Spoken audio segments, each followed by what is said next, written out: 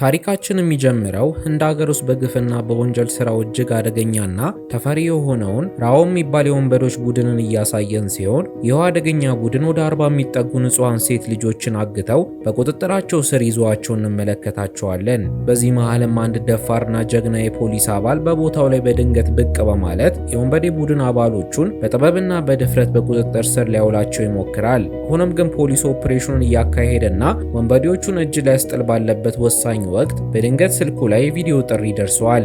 የስልኩን ስክሪን ሲመለከትም የገዛ ራሱ ልጅ በሌሎች አደገኛ ሰዎች እንደታገተች ይመለከታል። በዚህም ሰዓት ላይ ፖሊሱ መሸነፉን ተረድቶ ተንበርክኮ ወንበዴዎቹን ልጁን እንዲለቁለት መማጸን ይጀምራል። ይህን ጊዜም ባብሎ የሚባለው የወንበዴዎቹ አስተዳዳሪ የሆነው አጭር ሰውዬ ወደ ፖሊሱ በመጠጋት ፖሊሱ ስለነሱና ስላሉበት ሚስጥራዊ ስፍራ እንዴት ሊያውቅ እንደቻለ ይጠይቀዋል። ፖሊሱም አንድ ያልታወቀ እንግዳ ሰው ሚስጥራዊ መረጃ ልኮለት የቡድኑን ስምና የታገቱትን 40 ሴት ልጆችን ዝርዝር መረጃ እንደነገረው ያስረዳዋል። ባብሉም ለአፍታ ካሰበ በኋላ ለፖሊሱ አንድ ስምምነት ያቀርብለታል። ይኸውም ያንም ሚስጥራዊ መልእክት የላከለትን ሰው ፈልጎ ለማግኘት የ15 ቀን ጊዜ እንደሚሰጠውና ያንን ሰው ይዞለት ከመጣ ብቻ ልጁን በህይወት እንደሚመልስለት ነግሮት ሳይገለው በነፃ ይለቀዋል። ትዕይንቱም ተቀይሮ አንዲት ገጠራማ ስፍራ ላይ ኩሺ የምትባል አንዲት ትንሽ ልጅ ሞተር ሳይክሉን እየጠገነ ያለውን አባቷን ሞተር ሳይክሉን ቶሎ ጠግኖ የትምህርት ቤቷ መግቢያ ሰዓት ሳይረፍድባት እንዲሸኛት ደጋግማ ስትጨቀጭቀው እንመለከታለን። አባቷን በአካባቢው ያሉ ሰዎች በሙሉ ቤቢ ተብሎ የሚጠራና እጅግ ደስተኛ ተጫዋችና ነገሮችን ቀላል አድርጎ የሚያይ ሰው ሲሆን ባለቤቱ ከጥቂት ጊዜያት በፊት በመሞቷ ምክንያት ቤቢና ኩሺ ብቻቸውን በአንድ ቤት ውስጥ እንደሚኖሩ እንረዳለን። መንገድ ላይም ሆኖ እያወሩም ሳለ አንድ በፍጥነት የሚያልፍ መኪና ሲያልፍ የታቆረ ውሃን በመርገጡ ምክንያት ውሃው ተፈናጥቆ የኩሺን ልብስን በሙሉ ያበላሽባታል። ቤቢም ይህን እንደተመለከተ ወዲያውኑ ወደ እርምጃ በመግባት ሞተር ሳይክሉን አስነስቶ ልጁን ኩሺን በማፈናጠጥ በአቋራጭ መንገድ አቋርጦ የመኪናውን መንገድ ዘግቶ እንዲቆም ያደርገዋል። ከዛም ቤቢ በተረጋጋ ነገር ግን ጠንከር ባለ ድምፅ አሽከርካሪው ልጁን ልብስ በማቆሸሹ ምክንያት ይቅርታ እንዲጠይቅ ያደርገዋል። አሽከርካሪውም ይህንን ለማድረግ ፍቃደኛ ባይሆንም ቸኩሎ ስለነበረ አጥጋቢ ያልሆነ ይቅርታ ብሎ ቤቢን ገፍትሮት ይሄዳል። ሆኖም ግን ቤቢ ግርግርንና ጸብን የማይፈልግ ሰው ስለነበረ አሽከርካሪው ምንም ሳይለው ወደ ኩሺ ይመለሳል። በመነጋታውም ጠዋት ላይ እንደ ሁልጊዜው ቤቢና ልጁ ኩሺ አንድ ላይ ሆነው እየተጫወቱና እየተላፉ ቁርሳቸውን በልተው ከቤት ይወጣሉ።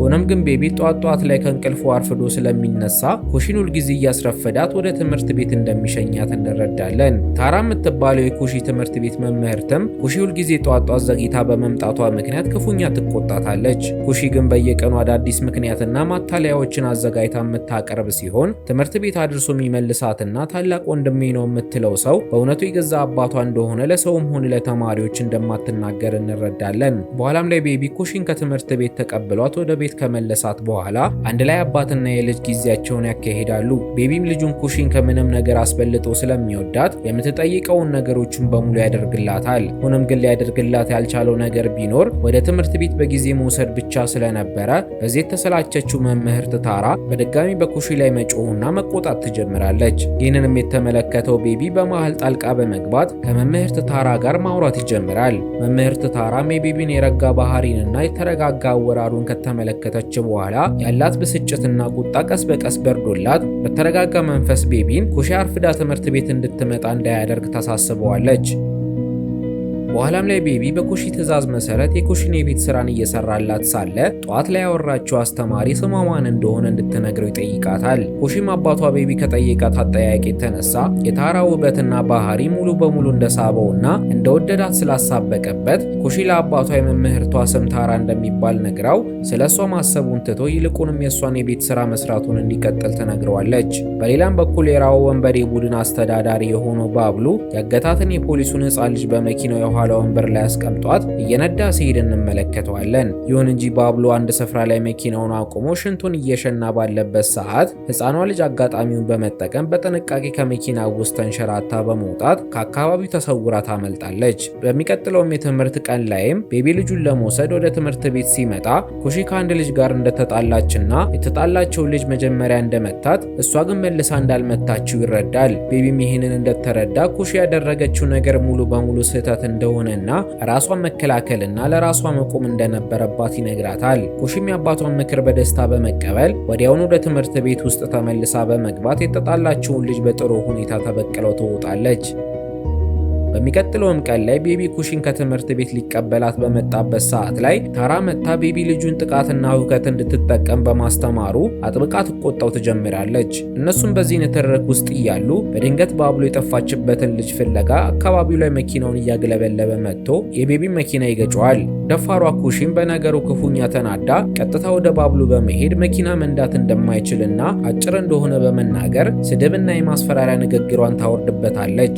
ባብሎም እንደዚህ አይነት ስድብና ትንኮሳዎችን በቀላሉ የሚያልፍ አይነት ሰው ስላልነበረ ባብሎ ሕፃኗ ኩሺ ላይ እርምጃ ሊወስድ ሲል ቤቢ ሁኔታው ወደ ከፋ ደረጃ እንዳይሄድ በማሰብ መሃል ላይ ገብቶ ለባብሎ ኩሺ ለተናገረችው ነገር ይቅርታ በመጠየቅ ነገሩን ለማረጋጋት ይሞክራል። ቤቢም ነገሩን አብርዶት ከአካባቢው ሊሄድ ሲል ታራና ቤቢን በመንገዳቸው ላይ ያለው ፖሊስ ጣቢያ ጋር እንዲሸኟት ትጠይቃቸዋለች። ፖሊስ ጣቢያው ጋርም እንደደረሱ ታራ ከመኪናው ወርዳ የመኪናውን የኋላ ኮፈንን በመክፈት ባብሎ ሲያፈላልጋት የነበረችውን ዴቢ የምትባለውን ልጅ ከኮፈኑ ውስጥ አውጥታት ወደ ፖሊስ ጣቢያው ይዛት ትገባለች። ለካስ ታራ ከዚህ ቀደም ሕፃኗን ዴቢ ከወንበዴው መሪ ተሸሽጋ ሳለች ተመልክታት ስለነበረ በሚስጥርና ቤቢ መኪና ኋላ ኮፈን ውስጥ ደብቃት እንደነበረ እንረዳለን። ቤቢም በነገሩ ግራ ቢጋባም ልጁ ኩሺ ግን ታራን ተከትላት ወደ ፖሊስ ጣቢያው ስለገባች እሷን ፍለጋ ወደ ፖሊስ ጣቢያው ይገባል። ሁንም ግን ቤቢ ፖሊስ ጣቢያው ውስጥ እንደገባ በምን ምክንያት እንደሆነ ባልታወቀ መልኩ ከባድ የሆነ ጭንቀትና ውጥረት ውስጥ ሲገባ እንመለከተዋለን።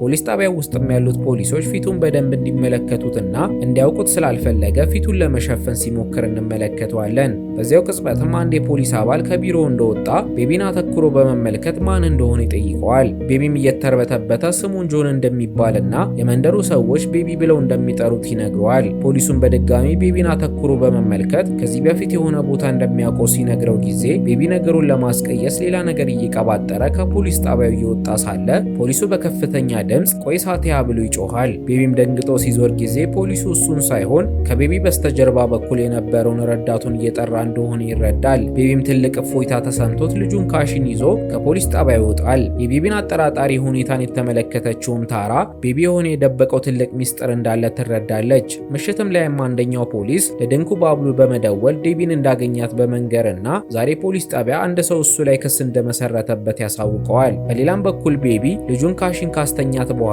ከክፍሏ እንደወጣ ውሻው በሩ ፊት ለፊት ቆሞ ሲጮህ ይመለከተዋል። ቤቢም ለማጣራት በሩን በከፈተው ዕለት ድንኩ ባብሎ ከግብረ አበሮቹ ጋር ቆሞ ያገኛቸዋል። ባብሉና ሰዎቹም ዛሬ ፖሊስ ጣቢያ ክስ የመሰረተባቸው ሰው ቤቢ እንደሆነ በመገመት ያለምንም ርህራሄ ቤቢ መደብደብና ማሰቃየት ይጀምራሉ። ይህ በእንዲህ እንዳለም ታራ በቤቷ ሆና ስለ ቤቢ መረጃ ለማወቅ የቤቢን ፎቶግራፍ ኢንተርኔት ላይ በመልቀቅ የቤቢን ትክክለኛ ማንነትን ማጣራት ትጀምራለች። በሌላም በኩል የፖሊስ ኮማንደሩ ቤቢን ለባብሎ የወንበዴ ቡድን አባላት ለማስረከብ ወደ አንድ ስፍራ ያመራል። ሆኖም ግን ወንበዴዎቹ ሕፃኗን ልጅ ከተረከቡት በኋላ ምንም አይነት አደጋ ሳይደርስባት በፊት የፖሊስ ኮማንደሩ ሕፃኗን ለመረከብ የመጣውን ወንበዴ ተኩሶ በግፍ ይገለዋል። ታራም ስለ ቤቢ እያጣራች ሳለ አንድ ዌብሳይት ላይ የተጻፈውንና የተለቀቀውን ምስል ተመልክታ በድንጋጤ ትዋጣለች። በስክሪኑ ላይ የሚታዩት በርካታ ፎቶግራፎች ቤቢ ማለት በሀገሪቱ ውስጥ እጅግ ተወዳጅ ዝነኛና በርካታ የጀግንነት ሜዳሊያዎችን የተቀናጀ ታላቅ የፖሊስ መኮንን እንደነበረ በግልጽ የሚያሳዩ ነበር። በተመሳሳይ ሰዓትም የባብሎ ወንበዴ ቡድን ቤቢን እስከሚሰለቻቸው ድረስ ከደበደቡት በኋላ በዚያ አልበቃ ብሏቸው ልጁን ኩሺም ላይ ጥቃት ለመሰንዘር ወደ ቤት ሊገቡ ሲሉ እስካሁን ድረስ ጥቃቶችንና ምቶችን በዝምታ ሲቀበል የነበረው ቤቢ ምቶችን ማስተናገድ አቁሞ ራሱ አስፈሪ ምቶችን መሰንዘር ይጀምራል። ቤቢም ወንበዴዎቹን ያለምንም እረፍት ያለምንም አንገራገርና ቅንጣት ያህል ፍርሃት ምልክት ሳይታይበት በአሰቃቂ ሁኔታ ጥቃት ማውረድ ይጀምራል። ወደ እሱም ለመጠጋት የሞከረ ማንኛውም ወንበዴን ከመሬት ጋር እያጋጨ ይዘርራቸዋል። መምህርት ታራም ሁሉ ነገር ካለቀና ከተጠናቀቀ በኋላ ወደ ቤቱ ስትደርስ በቦታው ላይ የተፈጠረውን አስፈሪ ትዕይንት ተመልክታ በድንጋጤ ትቆማለች። ከዚህም በኋላ ታሪካችን ድፍን 6 ዓመታትን ወደ ኋላ ተመልሶ ሁለት ህፃናት ልጆች ወደ ትምህርት ቤት ሲገቡ እንመለከታለን። ወደ ክፍላቸውም ሲገቡ ጊዜ አንድ የወንበዴዎቹ ቡድን ትምህርት ቤቱን እንደ ማደሪያ ተጠቅመው እዛው ተኝተው ያገኟቸዋል። ልጆቹም ወንበዴዎቹ ከክፍላቸው እንዲወጡላቸው ለማድረግ ቢሞክሩም ነገሩ እየሰፋ ሄዶ የወንበዴው ቡድን መሪ ልጆቹን ክፉኛ መደብደብ ይጀምራል። ይጀምራል። በአካባቢው የሚኖሩ ወላጆችን በሙሉ በነገሩ ተናደው በትምህርት ቤቱ ደጃፍ ላይ ሲሰበሰቡ፣ ፖሊሶች ደግሞ ሁኔታውን ለመቆጣጠር ቦታው ላይ ይደርሳሉ። ከፖሊሶቹም አንደኛው አባል ወንበዴዎቹን ለመጋፈጥ ወደ ውስጥ ቢገባም የወንበዴው መሪ ግን ፖሊሱን በጠርሙስ ብሎት ወደ ሆስፒታል ያስልከዋል። ነገሩ እየከፋ እንደመጣ የተረዱትን ፖሊሶች በቀጥታ ለታዋቂው የፖሊስ መኮንን ሳቲያ ደውለውለት ይህንን ግርግርን በቁጥጥር ስር እንዲያውለው ይነግሩታል። ይህም ሳቲያ የሚባለው ፖሊስ አሁን ላይ ቤቢ የተባለ የሚጠራው የታሪካችን ዋና ገጸ ባህሪ ሲሆን ሳቲያ ይህ መልእክት እንደደረሰው በፍጥነት ቦታው ላይ ይደርሳል።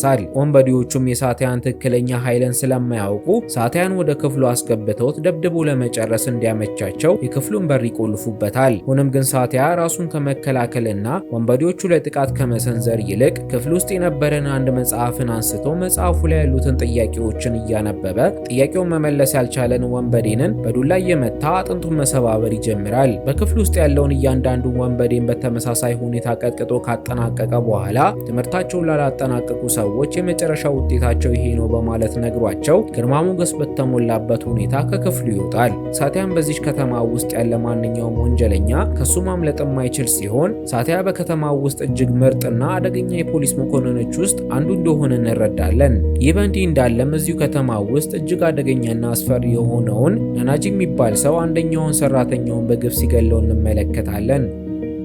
በሚቀጥለውም ቀን ሳቲያ እናቱ በግድ እየጎተተችው ከተማ ውስጥ ካለች አንድ ሴት ጋር ልታጨው ወደ ልጅቷ ቤተሰቦች ቤት ይዘው ስትሄድ እንመለከታለን። ሆኖም ግን ሳቲያ ምንም ፍላጎት የሌለው ሲሆን ጭራሹንም የቤተሰቡ ውይይት ላይ ስልኩን አውጥቶ ጌም ሲጫወት እንመለከተዋለን። የሆነ ሰዓትም ላይ ለሱ የታጨችው ልጅ ሳቲያን ለብቻዋ አግኝታው እሷን በቤተሰቦቿ ግፊት እሱን እንድታገባ እንደተደረገችና የምታፈቅረው ሰው ስላለ ሳቲያ ለቤተሰቦቿ እሷን እንዳልወደዳትና እንደማያገባት እንዲናገር በቅንነት ትለምነዋለች። ሳቲያም ይህንን ስለነበረ የሚፈልገው ልጅቷ ባለችው መሰረት ጋብቻውን ውድቅ አድርጎት እጅግ እየተደሰተ ወደ ቤቱ ይመለሳል። ከእናቱም ጋር ወደ ቤት እየተመለሱ ሳለ አንድ የትራፊክ መብራት ጋር በቆሙበት ወቅት አንድ ጎዳና ላይ የሚኖር ሕፃን ልጅ ወደ ሳቲያ ቀረብ በማለት ምግብ እንዲሰጠው ይለምነዋል። ሳቲያም የልጁ ሁኔታ አሳዝኖት ልጁ ጎዳና ላይ ከሚኖር ትምህርት ቤት ላስገባክ ብሎ ልጁን እያወራው ሳለ አንድ አይኑ የጠፋ ሌላ የጎዳና ልጅ መታ ልጁን መንገደኞቹን አታዋሩ ተብለናል በማለት ልጁን ከሳቲያ ለማራቅ ትሞክራለች። በዚያው ቅጽበትም አንድ ጨካኝ ሰው ብቅ በማለት ህፃኑን ይመተዋል። ይህ ሰውዬም ህፃናቱን ልጆች ጎዳና ላይ በግድ እንዲለምኑና የሚፈልገውን ያክል ገንዘብ ካላመጡ እንደሚቀጣቸው እንረዳለን። ይህም ሰው ለሳቲያ በፈገግታ የማይመለከቱ ጉዳይ ውስጥ ጣልቃ እንዳይገባ በማስጠንቀቅ መንገዱን እንዲቀጥል ይነግረዋል። ሳቲያም ከመኪና ወርዶ ይህንን ሰውዬ ልክ ልኩን ለመስጠት ቢፈልግም ግን እናቱ መኪና ውስጥ ስላለች የእሷን ህይወት አደጋ ላይ ላለመክተት ሲል መኪናውን አስነስቶ ወደ ቤት መንዳት ይጀምራል። እዛም እናቱን ቤት እንዳደረሳት በቀጥታ ወደ ሰውየው በመመለስ ህፃናቱ ላይ ላደረሰው ግፍ ሊቀጣው ይዘጋጃል። ሆኖም ግን ይሄ ሰውዬ ለጨካኙ ለናናጂ ስለሚሰራ ጫፉን ሊነካው እንደማይችል ደረቱን ነፍቶ ቢያወራም ሳቲያ ወሬውን ሳያስጨርሰው በከባድ ጥፊ አንድ ውሃ ውስጥ ዘፍቆት እሱንና ግብረ አበሮቹን በሙሉ አይቀጡ ቅጣት ይቀጣቸዋል። ወንበዴዎቹም ተበትነው ለማምለጥ ቢሞክሩም ሳቲያ አንድ ገበያ ውስጥ ድረስ ተከትሏቸው ለእያንዳንዱ ወንበዴ ተገቢውን ትምህርት መስጠት ይጀምራል። ከዚህ ሁሉ ግርግርም በኋላ ወንበዴዎቹ ላይ ከፍተኛ ጉዳት ደርሶባቸው ወደ ሆስፒታል ተወስደው ቁስላቸውን አንድ ሜራ የምትባል ቆንጅዬ ዶክተር ታክማቸው ትጀምራለች። ሜራም ወንበዴዎቹ ላይ የደረሰው ጉዳት በጣም ከፍተኛ ስለነበረ ወንበዴዎቹ ማን እንደዚህ ጭካኔ በተሞላው መንገድ እንደደበደባቸው ስትጠይቃቸው ጊዜ እነሱም አንድ ፖሊስ እንደሆነ ነግረዋት ሜራ ከፍተኛ ብስጭት ውስጥ ትገባለች። ምክንያቱም ሜራ አንድ ወንጀለኛ ካጠፋ በሕጉ መሰረት ተገቢውን ቅጣት ማግኘት እንዳለበትና በፖሊስ ድብደባ ሊፈጸምበት እንደማይገባ ስለምታምን እንደሆነ እንረዳለን። ለዛም ሜራ ወንበዴዎቹን የደበደባቸውን ሳቲያን ካስጠራችሁ በኋላ ሳቲያን ወንበዴዎቹን እንደዛ አድርጎ በመደብደቡ ምክንያት ድምጿን አውጥታ ልትቆጣውና ልታወዝገው ትሞክራለች። ሆኖም ግን ሳቲያ በተረጋጋ መንፈስ ሆኖ እሷ ከለላ እየሰጠቻቸው ያሉት ወንበዴዎች እድሜያቸው ከ6 ዓመት በታች የሆኑ ህጻናትን አይኖቻቸውን እያጠፉና እግሮቻቸውን እየቆረጡ የመለመኛ መሳሪያዎቻቸው እያደረጓቸው እንደነበረ ይነግራታል። ሜራም ይህንን እንደሰማች ወዲያውኑ የጥፋተኝነት ስሜት ውስጥ ትገባና በወንበዴዎቹ ድርጊት ተበሳይታ የወንበዴዎቹ ቁስል ላይ ብዛት ያለው የአልኮል ጥጥ አድርጋባቸው ለድርጊታቸው ልትቀጣቸው ትሞክራለች። በመቀጠልም ሜራ በሳቲያ ጀግንነት ተደንቃ ስለነበረ ሳቲያ ማታ ላይ ከስራ መልስ እንዲያገኛት ትነግረዋለች። ሳቲያም በሜራ ውበት ተማርኮ ስለነበረ ምንም ሳያንገራግር በመስማማት ምሽት ላይ ከስራ መልስ ሁለቱ አንድ አውቶቡስ ላይ ተሳፍረው የልብ ልባቸውን እያወሩ በደንብ ይቀራረባሉ። በዚህም ቀን ትውውቅ የተነሳ ሁለቱ ሁለቱም ከባድ የሆነ ፍቅር ውስጥ ገብተው በአጭር ጊዜ ለመጋባት ይወስኑና ሳቲያ የሜራ አባት ጋብቻቸውን እንዲፈቅዱላቸው የሜራ ቤተሰብን አንድ ሬስቶራንት ውስጥ ያገኛቸዋል። ሆኖም ግን የሜራ አባት ሳቲያ ፖሊስ በመሆኑና የሳቲያ ሕይወት በየቀኑ ትልቅ አደጋና የሞት ጥላ ስር በመሆኑ ምክንያት ለጋብቻቸው ፈቃደኛ ሳይሆኑ ይቀራሉ። ሳቲያም የሜራን አባት በታላቅ አክብሮትና በረጋ መንፈስ ስራው እሳቸው እንደሚያስቡት የጥፋትና የሞት መንገድ ሳይሆን ሕዝብንና ሀገርን የመጠበቅ የተቀደሰ ጥሪ እንደሆነ ያስረዳቸዋል። በመቀጠልም ልጃቸው ሜራ በእሱ እጅ ውስጥ እስካለች ድረስ ሁልጊዜም ቢሆን ሙሉ በሙሉ ደህንነቷ እንደተጠበቀና ጠባቂዋ እንደሚሆን ቃል ይገባላቸዋል። ከዚህም በላይ ሳቲያ አባት እንዳልነበረው በመጥቀስ የሜራን አባት እንደገዛ አባቱ አድርጎ ሊቆጥራቸውና ሊያከብራቸው እንደሚፈልግ በታላቅ ትህትና ይነግራቸዋል። የሜራ አባትም በሳቲያ አክብሮት፣ ትህትናና ጥልቅ ንግግር ልባቸው ተነክቶ በደስታና በስሜት ውስጥ ሳሉ በድንገት አንድ መኪና እነ ሳቲያ የነበሩበት ሬስቶራንት ውስጥ ሰብሮ ይገባና በርካታ የታጠቁ ወንበዴዎች ልክ እንደ አንበጣ መንጋ ከከተሙበት መኪና ውስጥ የተዋከቡ ይፈሱ ይጀምራሉ። ሳቲያም ሁኔታውን ወዲያውኑ በመረዳት የያዘውን የጦር መሳሪያን በፍጥነት በመምዘዝ ሜራንና ሙሉ ቤተሰቧን በመከላከል ወደ አንድ ስፍራ እንዲሸሸጉ ካደረገ በኋላ ብቻውን ያን ሁሉ አደገኛ የወንበዴ መንጋ መጋፈጥ ይጀምራል። ሜራን በበኩሏ ሳቲያ አደገኛ ወንበዴዎችን አየር ላይ ያገላበጠ በጥበብና በኃይል ድባቅ ሲመታቸው በአድናቆት ትመለከተዋለች። የአባቷን ቁጣና ጥርጣሬ በቅጽበት ተኖ ወደ ሜራ በመዞር በጥልቅ እይታ እያዩት እንግዲህ ለሕይወትሽ የመረጥሽውና ልብሽን የሰጠሽው ሰው ይሄ ነው በማለት የተናገሩት ነገር እውነት እንደሆነ ለመናገር ይሞክራሉ። ከዚህ ክስተትም በኋላ በሳቲያና በሜራ መካከል ያለው የፍቅር ግንኙነት ይሻክራል። በሌላ በኩልም የከተማዋ አደገኛ ወንበዴ መሪ የሆኑ የናናጂ ልጅ አሽዊን የትራፊክ መብራት ደንብ በመጣሱ ምክንያት የትራፊክ ቅጣት ሊጽፍበት የነበረውን ፖሊስ አሽዊን በትዕቢት ተሞልቶ የፖሊስ አባሉን በገዛ መኪናው ላይ አስሮት ወደ አባቱ ናናጂ ቤት ይወስደዋል። በመቀጠልም ወደ አባቱ ወደ ናናጂ ጋር በመሄድ ከእንግዲህ መንገድ ላይ ማንም ፖሊስ አቁሞ እንዳያስቸግረውና እንዳይከለክለው የሚኒስትርነትን ስልጣን እንዲሰጠው ሲጠይቀው አባቱ ናናጂን በትዕቢት ተሞልቶ ይህን ጉዳይ እንደተፈጸመ ቁጠረው በማለት ልጁን አሽዊንን የፋይናንስ ሚኒስትር አድርጎ ይሾመዋል። በሳቲያ አደገኛና ለሞት የተጋለጠ የፖሊስ ስራ ምክንያት በሜራና በሳቲያ መካከል ያለው ጭቅጭቅና ለመግባባት ወደ ከፋ ግጭት ያድጋል። ሜራም ሁልጊዜም በሞትና በአደጋ ጥላ ስር ከሚኖር ሰው ጋር የወደፊት ህይወቷንና ትዳሯን መገንባት እንደማትችል የአባቷም ስጋት ሙሉ በሙሉ ትክክል እንደነበረ ተነግሯለች። በመቀጠልም እሷንና መጪውን ህይወታቸውን አስቦ የፖሊስ ስራውን በአስቸኳይ ትቶ እንዲወጣ አለበለዚያ ግን እሷን ማየት ይቅርና ማግባት እንደማይችል ታስጠነቅቀዋለች። ሳቲያ ግን ነገሩን ቀለል አድርጎ በመመልከት ለሜራ ምንም መልስ ሳይሰጣት ባጃጅ አሳፍሯት ወደ ቤት እንድትሄድ ያደርጋታል። ሜራም ሳቲያ ምንም መልስ ሳይሰጣት ወደ ቤት እንድትሄድ በማድረጉ ተበሳይታ ወደ ሳቲያ በመመለስ ተናዳ ስትደበድበው ጊዜ ሳቲያ ፊቱ ላይ ፈገግታ ይታይበት ነበር። በዚያ ቅጽበትም ሁለቱም ቁጣቸውን ትተው በደስታና በፍቅር አብረው ስቀው ከጨረሱ በኋላ ሳቲያ ለሜራ እሷን እንደሚያፈቅራት ሁሉ የፖሊስ ስራውንም በተመሳሳይ ደረጃ ስለሚወደው ስራውን መተው እንደማይችል ያስረዳታል። ሆኖም ግን አስፈላጊ ከሆኑ አደጋዎችና ግጭቶችን ራሱን እንደሚጠብቅ ቃል ገብቶላት ሜራ ተስማምታ ምንም ሳይዘገዩ ይጋባሉ። ሁለቱም በህይወታቸው አግኝተውት የማያውቁትን እጅግ ደስተኛና የተረጋጋ ህይወት አብረው መገንባት ጀምረው ሜራ ብዙም ሳትቆይ ኩሺ የምትባል ሴት ልጅን ትወልዳለች። የልጃቸው መወለድም የቤተሰባቸውን ደስታና ፍቅር እጥፍ ድርብ ያደርገዋል።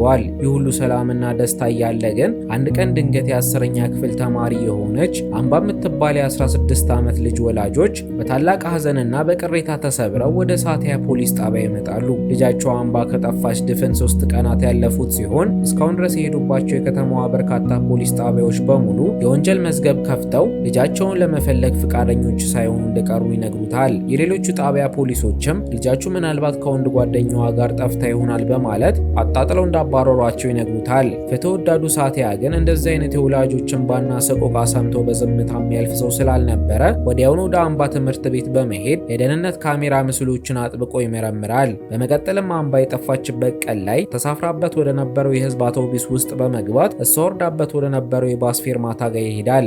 እዚያም አውቶቡስ ፌርማታው አቅራቢያ የሚገኝ አንድ የሻይ ነጋዴ ጋር በመሄድ ስለ ልጅቷ ይጠይቀዋል። የሻይ ነጋዴውም አምባ በየቀኑ በዛ መንገድ ስታልፍ በታላቅ ትህትና ሰላም ትለው ስለነበረ ወዲያውኑ እንደሚያውቃት ከነገረው በኋላ አቅራቢያቸው ወዳለ አንድ ጥቁር ውሻ በመጠቆም ይህ ውሻ ላለፉት 3 ቀናት ሙሉ ከዚህ ስፍራ እንዳልተንቀሳቀሰና ሲጮህ የነበረ ሲሆን ይህም ውሻ ጠፋች የተባለችው የነበረችው የአምባ ውሻ እንደሆነ ይገልጻል። በዚያው ቅጽበትም ውሻው እንደ መኪና ሲያልፍ እየጮኸ መኪናውን ሲከተለው ጊዜ ሳቲያ መኪናውን አስነስቶ ውሻውንና መኪናውን መከተል ይጀምራል። ከዛም ውሻውን መኪና ውስጥ አስገብቶት መኪናውን መከተሉን ይቀጥላል። ሆኖም ግን መኪናው ከእይታቸው ቢያመልጣቸውም አንድ በሳር የተሞላ ስፍራ ጋር እንደደረሱ ውሻው መጮህ ይጀምራል። ሳቲያም የውሻውን መጮህ እንደ ፍንጭ በመጠቀም ከመኪናው ወርዶ ከባልደረቦቹ ጋር በመሆን በሳር የተሞላውን ስፍራ ማሰስ ይጀምራሉ። ሳቲያም እየፈለገ ሳለ የአምባ ንብረት የነበረ መጽሐፍና ቦርሳን እንዳገኘ በአቅራቢያው አምባ በግፍ ጥቃት ተፈጽሞባት ሰውነቷ ተጎድቶና በደም ተጨማልቃ ወደ ሳቲያ ስትራመድ እንመለከታታለን። ይህንንም ግፍ የፈጸመው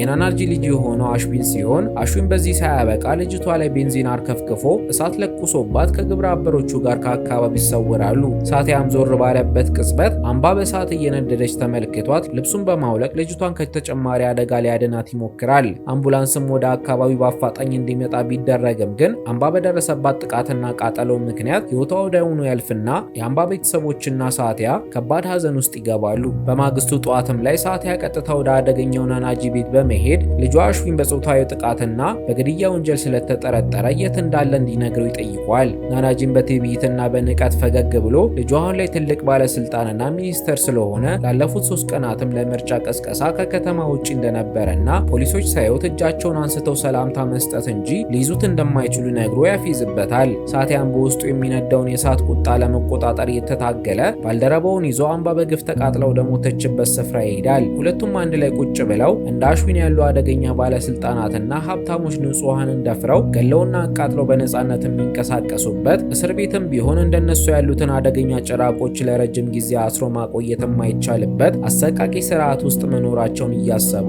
በከፍተኛ ሐዘንና በበቀል እሳት ውስጥ ይወድቃሉ። የሳቲያ ባልደረባም ብሶቱ ተባብሶበት እንደዚህ አይነት አደገኛ ወንጀለኞች የሚገባቸው ብቸኛው ቋንቋ ራሳቸው በንጹሃን ላይ የተጠቀሙበት ያው አሰቃቂ ጭካኔና የህመም ቋንቋ ብቻ ነው በማለት አስተያየት ይሰጣል። በዚህም ቅጽበት ሳቲያ ባልደረባው ትክክል እንደሆነ በመግለጽ እያጨሰው የነበረውን ሲጋራ አቅራቢያ ወደሚገኘው የደረቀ ሳር ክምር ላይ ሲጥለው ጊዜ የእሳቱ ነበልባል በፍጥነት አድርጎ የደረቀውን ሳር ሙሉ በሙሉ ሲያቃጥለው ጊዜ ሳቲያ ያንን ጨካኝ አሽዊንን እጁንና እግሩን አስሮ አስቀድሞ እዚያ የሳር ክምር ውስጥ ደብቆት ስለነበረ አሽዊን በሳሩ ውስጥ ሆኖ በሳት ሲቃጠልና በህመም ሲሰቃይ ሳቲያ ያንን አሰቃቂ ሰቆቃና ህመምን በደስታ ይመለከታል። ከጥቂት ሰዓታትም በኋላ አደገኛው ናናጂ በቦታው ደርሶ ሳቲያን ልጁ የት እንዳለ ይጠይቀዋል። ሳቲያም ጣቱን ወደ አንድ ስፍራ በሚጠቁምበት ሰዓት ላይ ናናጂ ያየው ነገር ክፉኛ አስደንግጦት ልጁ በእሳት ቃጠሎ ወደ ከሰልነት እንደተቀየረ ይመለከታል። ሳቲያን በመቀጠል አውቆ ናናጂ አጠገቡ እንዳለ አንደኛዋን ዶክተር ስለ አሽዊን አሟሟት እንድትነግረው ይጠይቃታል። ዶክተሯም አሽዊን ከመሞቱ በፊት እጅግ አሰቃቂ ህመም እንደተቀበለና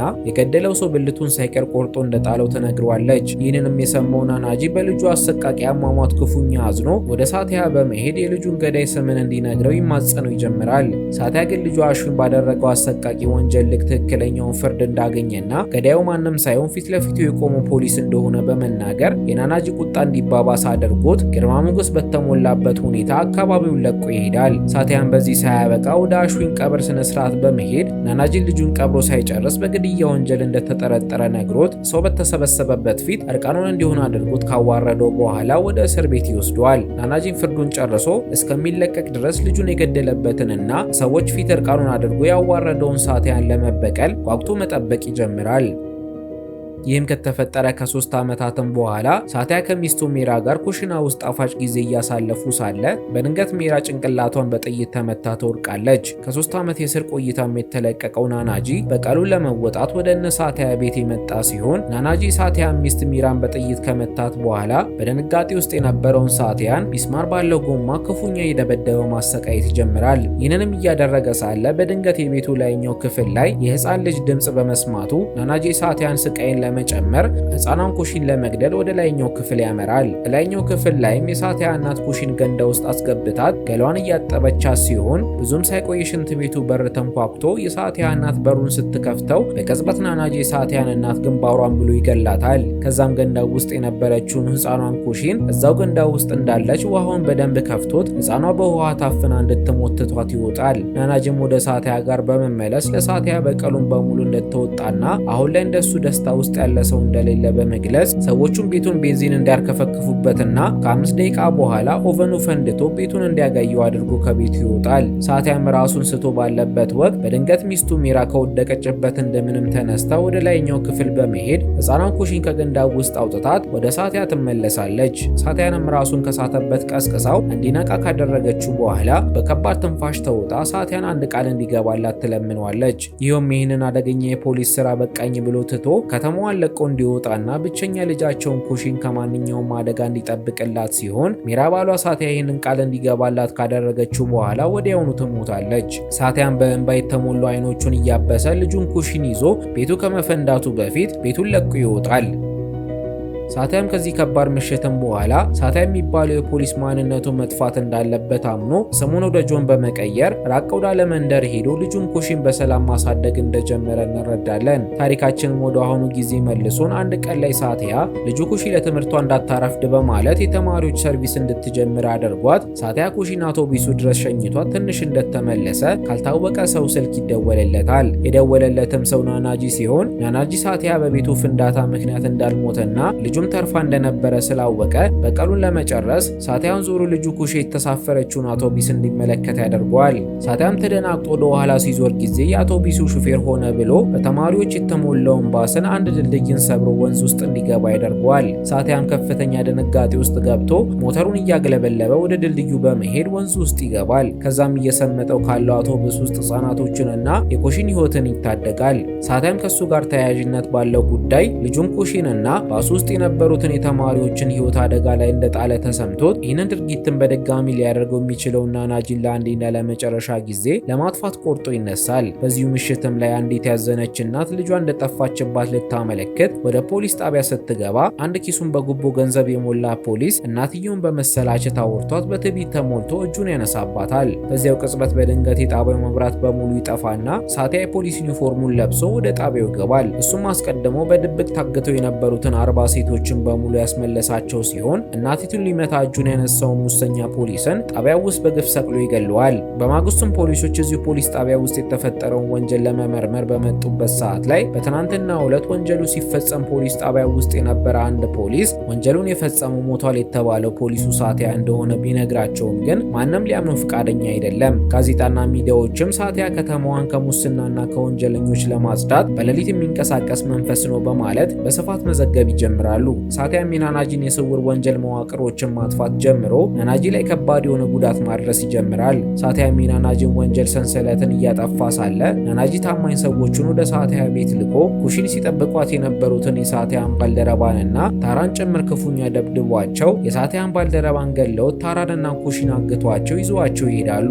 ናናጂም ለሳቲያ ደውሎለት ልጁ ኩሺንና ታራን እንደገናም ደግሞ ሌሎች ሴት ልጆችንም ጭምር ገላቸውን ለመሸጥ ወደ ሌላ ሀገር ለመላክ የኮንቴነር መርከብ ላይ እንደጫናቸው ይነግረዋል። ሳቲያም ይህንን እንደሰማ ደም ለብሶ በአፋጣኝ መርከብ ወዳለበት ስፍራ እየሮጠ ይሄዳል። ወደቡ ጋርም ሳቲያ ናናጂን ፊት ለፊት ተጋፍጦ ኩሺን እንዲለቃት ቢለምነውም ናናጂ ግን በንቀት ፈገግ ብሎ ሰዎቹን ሳቲያን አስረው እንዲገርፉት ያዛቸዋል። ሳቲያም ከባድ የሆነ ስቃይን ማስተናገድ ጀምሮ ራሱን በሳተበት ቅጽበት በመናቡ ሚስቱ ሚራ መታ ሳቲያን ልጃቸውን ኩሺን ከነፍሱ በላይ እንደሚጠብቃት ቃል የገባላትን ወቅትን ታስታውሷለች። በዚህም ጊዜ ሳቲያ በከፍተኛ በቀል ስሜት ተነሳስቶ ሙሉ ናናጂን ሰዎችን በሙሉ ያወድማቸዋል። ከዛም ብቻውን ከቀረው ናናጂ ጋር ከባድ የሆነ የእጅ በእጅ ፍልሚያ አድርጎ ሳቲያ የበላይነቱን ይዞ ናናጂን ይረተዋል። ሳቲያም ልጁ ኩሺንና ሌሎችን ሴቶችን የጫነው የኮንቴነር መርከብ ከመነሳቱ በፊት መርከቡ ላይ ዘለው በመውጣት ሴቶች ያሉበትን ኮንቴነርን ከፍቶ ያስመልጣቸዋል። ከዛም ሳቲያ ኩሺንና ታራን ይዞ ወደ ተዳከመው ናናጂ ይሄዳሉ።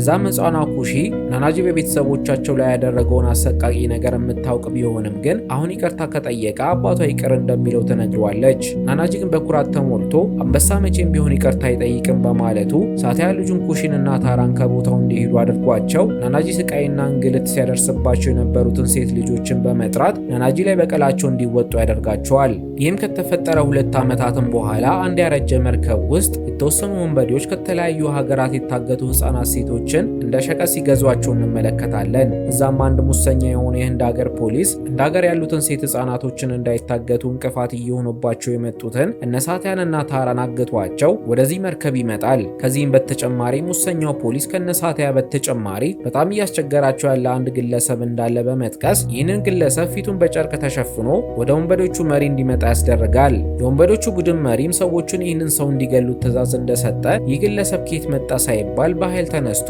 ሊገሉት የነበሩትን ወንበዴዎችን ድምጥማጣቸውን ያጠፋቸዋል። ፊቱ ላይ የተሸፈነውም ጨርቅ ሲገለጥ ጊዜ ከሳቲያ ጋር ለረጅም ጊዜ ሲሰራ የነበረ በሃይጃን የሚባል የተከበረ ፖሊስ እንደነበረ እንረዳለን። እነሳቲያም ይህንን አጋጣሚ ተጠቅመው የተቀሩትን ወንበዴዎችን በሙሉ አጥፍተው የወንበዴዎቹ ቡድን መሪ መርከብ ውስጥ እንዳለ መርከቡን አፈንድተውት ከአካባቢው ሲሰወሩ እያየን ታሪካችን ያልቃል።